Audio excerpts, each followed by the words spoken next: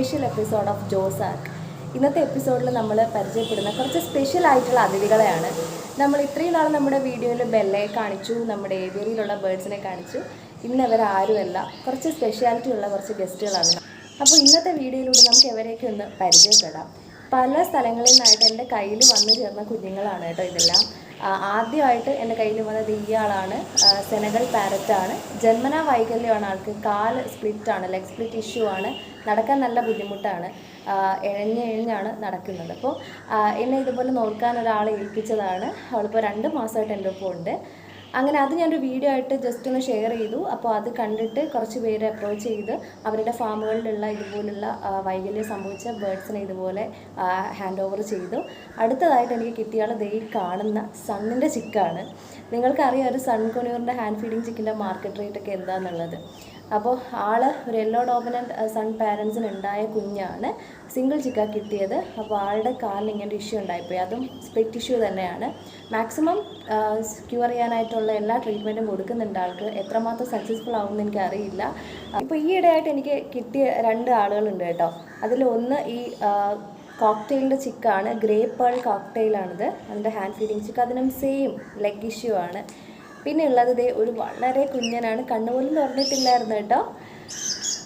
നമ്മുടെ ഇമക്കുട്ടി കണ്ണ് തുറന്നിട്ടില്ല. ഇന്ന് രാവിലെ ചെറുതായിട്ടൊന്ന് ഓപ്പൺ ചെയ്ത് നോക്കുന്നുണ്ടായി. അല്ലാതെ ആൾക്കും കാലിന് ഇഷ്യൂ ആണ്. അപ്പോൾ ഇങ്ങനെ ഇപ്പോൾ 4 പേരാണ് എൻ്റെ ഒപ്പം ഉള്ളത്. ഇവരെ വെച്ചിട്ടൊരു വീഡിയോ ചെയ്യണമെന്ന് കരുതിയത് ഇവരും അത് അർഹിക്കുന്നു എന്നുള്ളത് കൊണ്ട് തന്നെയാണ്. നമ്മളെല്ലാവരും പക്ഷികളെ സ്നേഹിക്കുന്നവർ, പക്ഷി വളർത്തുന്നവരൊക്കെയാണ്. അപ്പോൾ നമ്മുടെ ഫാമിൽ, നമ്മുടെ ഏവിയറിൽ ഇതുപോലുള്ള കുഞ്ഞുങ്ങൾ ഉണ്ടാവുകയാണെങ്കിൽ അതിനെ നോക്കാനുള്ളൊരു മനസ്സൂടെ നിങ്ങൾക്ക് ഉണ്ടാവണം. ഇവർക്ക് ഞാൻ മനസ്സിലാക്കിയ ഇവർക്കുള്ളൊരു പ്രത്യേകത, ബാക്കി എല്ലാ ബേർഡ്സിനെ പോലെ തന്നെ നമ്മളോട് സ്നേഹമാണ്, കാര്യമാണ്. പക്ഷേ എന്തോ ഇങ്ങനെ എന്തെങ്കിലും വൈകല്യമുള്ള കുഞ്ഞുങ്ങൾക്ക് നമ്മളോട് പ്രത്യേക സ്നേഹമാണ് കേട്ടോ, പ്രത്യേക അടുപ്പമാണ്. അത് നിങ്ങളൊന്ന് ശ്രദ്ധിച്ച് നോക്കിയാൽ മതിയാവും. അപ്പോൾ ഇവരെ നോർമൽ ബേർഡ്സിനെ പോലെ തന്നെ നമ്മൾ ട്രീറ്റ് ചെയ്യണം, ഫീഡ് ചെയ്യണം, എല്ലാം ശരിയാണ്. പക്ഷേ ഇവരിൽ നിന്ന് കിട്ടുന്നൊരു ഫീഡ്ബാക്ക് എന്ന് വെച്ചാൽ എൻറ്റയർലി ഡിഫറെൻ്റ് ആണ്. ഇപ്പോൾ എനിക്കിവിടെ ബെല്ലയുണ്ട്. സിംഗിൾ പെറ്റ് ബേർഡായിട്ട് ബെല്ല മാത്രം മതി എന്ന് തീരുമാനിച്ച ഒരാളാണ് ഞാൻ.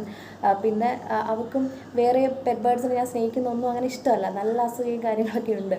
അപ്പോൾ ഞാൻ തീരുമാനിച്ചു ബെല്ല മതി എന്നുള്ളത്. പക്ഷേ ഇങ്ങനെ നമ്മളെ വിശ്വസിച്ച ഒരാൾ കൊണ്ട് ഏൽപ്പിക്കുമ്പം നോക്കാതിരിക്കാൻ കഴിയില്ല. അപ്പോൾ അതൊരു സന്തോഷമാണ്. കുറച്ച് നാളുകൾക്ക് മുന്നേ നമ്മുടെ സീനുവിനെ വെച്ചിട്ട്, അതായത് ഈ സെനഗൽ പാരറ്റിനെ വെച്ചിട്ട് ഞാനൊരു വീഡിയോ ചെയ്തിട്ടുണ്ടായിരുന്നു. അതായത് ഇവിടെ പെറ്റ് ഹൗസ്ലിംഗ് ചെയ്യുന്നുണ്ട്, ഇങ്ങനെ വയ്യാത്ത കുഞ്ഞുങ്ങളെ നോക്കാനായിട്ടെന്ന് പറഞ്ഞൊരു വീഡിയോ ചെയ്യുന്നുണ്ടായിരുന്നു. അത് സ്റ്റേറ്റസൊക്കെ ആയിട്ടപ്പോഴത്തേക്കും ഒരുപാട് പേര് ചോദിച്ചൊരു ചോദ്യം, അതായത് എന്തിനാണ് ഇങ്ങനെയുള്ളതിനെ നോക്കുന്നത്, വിഷമാവില്ലേ എന്നുള്ളതൊക്കെ ആൾ പറഞ്ഞു വരാനുള്ള ശ്രമമാണ് കേട്ടോ. അത് സീനുൻ്റെ തോളത്തിരിക്കുന്നുണ്ട്. നല്ല അസൂയയാണ്. ഇവർക്കും ഉണ്ട് പരസ്പര അസൂയയും തമ്മിൽ. അപ്പോൾ ഞാൻ പറഞ്ഞു വന്നത് അതെ. അപ്പോൾ കുറച്ച് പേര് ചോദിക്കുകയുണ്ടായി ഇങ്ങനെ ചെയ്യുമ്പോൾ എന്ത് സന്തോഷമാണ് കിട്ടുന്നതെന്നുള്ളത്. സീരിയസ്ലി ഞാനിത് പലയിടത്തു നിന്നാണ് കളക്ട് ചെയ്യുന്നത്. അപ്പോൾ അവിടെ നിന്ന് അവരുടെ ഒരു നോക്കാനുള്ളൊരു ചിലവൊന്നും ചോദിക്കുന്നില്ല. ഫ്രീ ഓഫ് കോസ്റ്റ് ചെയ്യുന്നതാണ് ഈ ഒരു ഹോസ്റ്റലിംഗ് സർവീസ്. അതും നോർമലായിട്ടുള്ള പെറ്റ്സിന് അല്ല ഞാൻ പ്രൊമോട്ട് ചെയ്യുന്ന. കൂടുതലും ഇങ്ങനെ വൈകല്യങ്ങൾ സംഭവിച്ച കുഞ്ഞുങ്ങളെ ഫ്രീ ഓഫ് കോസ്റ്റ് ഇവിടെ ഞാൻ ഹോസ്റ്റലിംഗ് ചെയ്യുന്നുണ്ട്. Avian exotica pet hostelling service. അപ്പോൾ അതുകൂടെ നിങ്ങൾക്ക് മുന്നിൽ അവതരിപ്പിക്കാനാണ് എൻ്റെ വീഡിയോ. അപ്പോൾ ഫ്രണ്ട്സ്, ഇതുപോലുള്ള ജന്മന വൈകല്യങ്ങൾ സംഭവിച്ച, പലതരം വൈകല്യങ്ങൾ സംഭവിച്ച കിളിക്കുഞ്ഞുങ്ങളൊക്കെ നിങ്ങളുടെ ഫാമിൽ അല്ലെങ്കിൽ ഏവിയറിയിലോ ഉണ്ടെങ്കിൽ അറിയിക്കുക. കൂടുതൽ ഡീറ്റെയിൽസ് അറിയുന്നവർ കമൻറ്റ് ബോക്സിൽ നോക്കുക. നമ്മളതിൽ നമ്മുടെ കോൺടാക്റ്റും ബാക്കി ഡീറ്റെയിൽസ് എല്ലാം ആഡ് ചെയ്തിട്ടുണ്ട്. അപ്പോൾ എല്ലാവർക്കും ഒരുപോലെ ഇതിനൊന്നും ടേക്ക് ചെയ്യാൻ പറ്റിയെന്ന് വരില്ല. അതുകൊണ്ടാണ് ഇതൊരു സംരംഭമായിട്ട് ഞാൻ ചെയ്യുന്നത്.